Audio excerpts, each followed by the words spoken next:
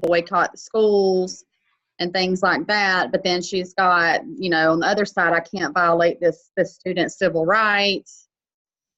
What should she do, kind of thing?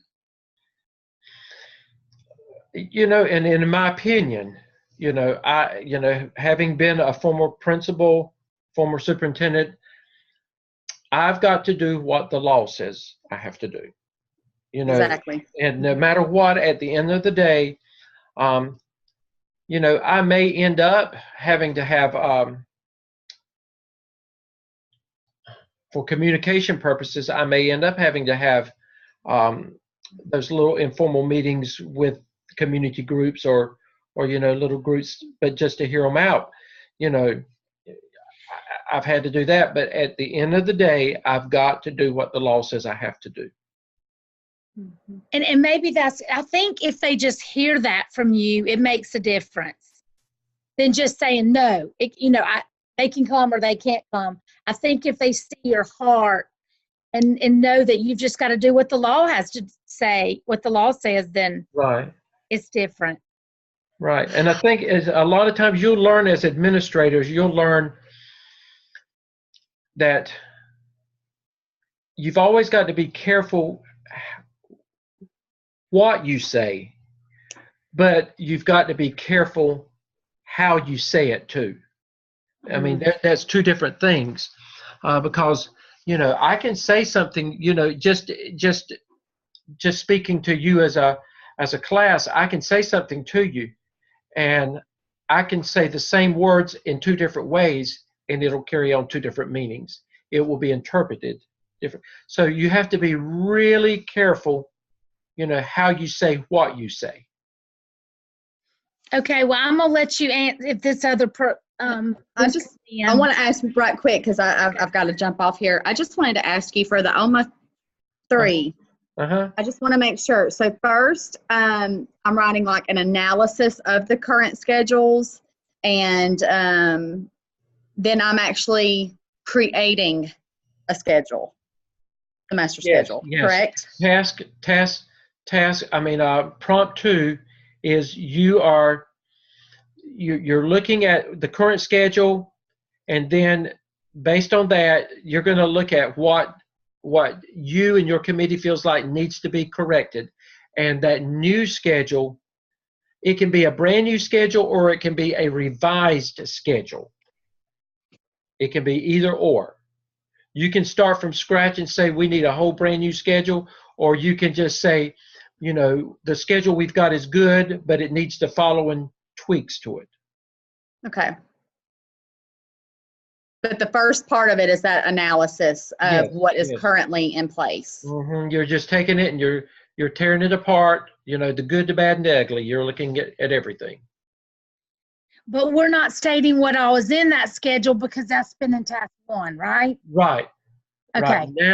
Now, all of that's in there. There may be some repetition, Sally, but it's not completely going back and regurgitating everything from that. Okay. Sometimes you have no choice but to repeat something that you've already said. Well, a lot of it's repeating, but It is. Well, I think that's... And you'll find that. Well, and Dr. my Lane, issue. if we didn't find that, then something was wrong. Right. You're exactly right. I guess it's just hard for me to...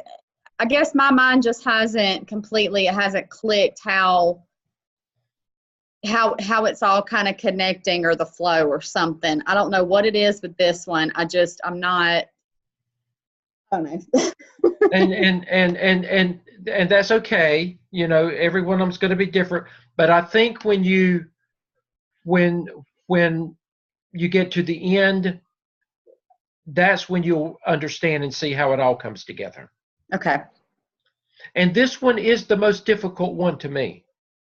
It is to me so far. Yeah, the OMA is the most difficult to me of all 6 of the evidences.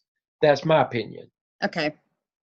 That's how I mean, I know this is only my 3rd, but like I said, it's just not clicking. Even with the previous 2, even though I was a little confused at first, once I got started, it's like, I totally get where we're going with this now, and it's not doing that for me with this one. Now you have to think about this: it's organization, And when you look at organization, that's a big, broad area. And that's what I've kept saying over and over again. You're covering a lot of stuff. And even with what you've done, I'm sure that there's areas that you could go back after the fact and you say, oh, I missed that, or I didn't think about that, because you're looking at the organization, the whole, and when you look at the organization, that's everything. Right. Okay. Okay, I've got to jump off. Thank you for answering my questions. Okay. And I've emailed Whitaker. I'm taking some time this week to get everything caught up, but I should have that in the next couple of days. Okay. I'm just running a little bit behind, but no problem. Okay. Thank you for your help. Okay, you are welcome. Bye, Sally. Bye. I'm gonna just stay and listen. Okay. Okay. In case there's another question. Okay, Albert, you there? Shoot. I didn't even say this. Albert, can you hear me? Albert.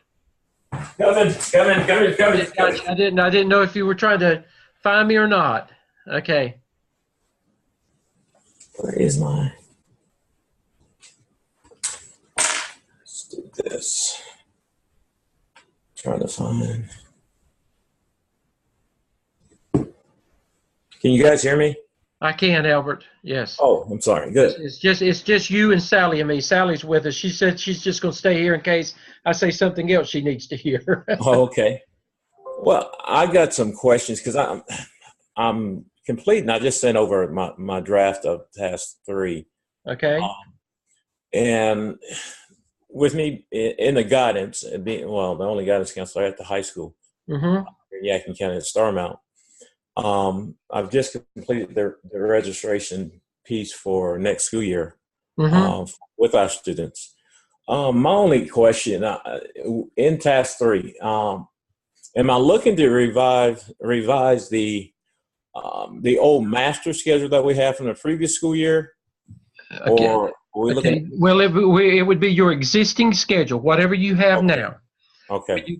When you go to task prompt 1 of task 3, you're looking at your existing schedule and you're analyzing it, and what I have said already is that you're tearing it apart. What is good about it? What's bad about it? What do you like about it? What do you and your committee think needs to be changed? You're looking at all, anything. You're just tearing it apart. That's all you're doing. All right. The existing schedule. Then when you go to prompt number 2, this is your opportunity to either do to recommend a brand new schedule, or to recommend a revised schedule based on what the discoveries from the first one. Now, even with that, remember, you've got to look at, has your school improvement team looked and saw anything that they think might be a problem or needs to be addressed. You're just looking from every angle that you can possibly look at to try to make it better. All right. And with that in mind, remember, you've got to, when you revise it, when you look at it, you've got to look at it from the perspective of, is it addressing what the law says? What does the law say it needs to look like? Does it follow what the law says? Policy and procedures, are they being followed? When you look at it, what is it in relation to special populations, especially your exceptional children's population? And even with your English language learners, the law says that there's certain things you have to do there. Are you meeting the law? What does it look like based on that? And then when you go to prompt number 2, whatever is wrong in number 1, you're going to fix it in number 2, and that's going to be your recommendation. Gotcha. I think I hope I have, addressed those issues. So I'll wait to get your feedback from what I sent over. Okay. Well, I'll look at it tonight sometime. Okay. Gotcha.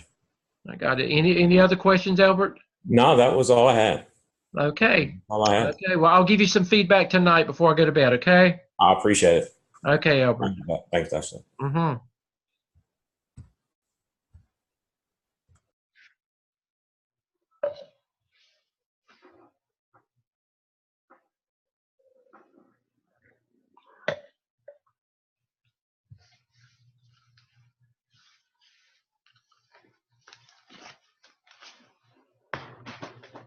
Sally, I'm going to stay here a few more minutes, and then at least until 7 o'clock to see if anybody else comes on.